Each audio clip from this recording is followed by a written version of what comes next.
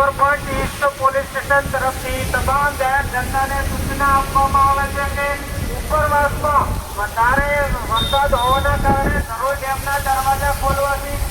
સાબરમતી નદીમાં વધારે પાણી છોડવામાં આવી રહ્યું છે અને પાણી વધારે અહીં આવવાની શક્યતા હોવાથી તમામ લોકોએ પોતપોતાની સલામતી રાખશો તેમજ કોઈ પાણીની અંદર વોકવેમાં તેમજ પાણી ઉપર જઈ પોતાની સેલ્ફી પડાવશે નહીં તેમજ પાણીથી દૂર રહેશે બાળકોને દૂર રાખશે તેમજ પોતાના વ્હીકલ રોડ ઉપર કોઈ મૂકીને આમ તેમ જોવા જશે નહીં તમામને સૂચના આપવામાં આવે છે કે પોતે પોતાની સલામતી તેમજ સુરક્ષા રાખે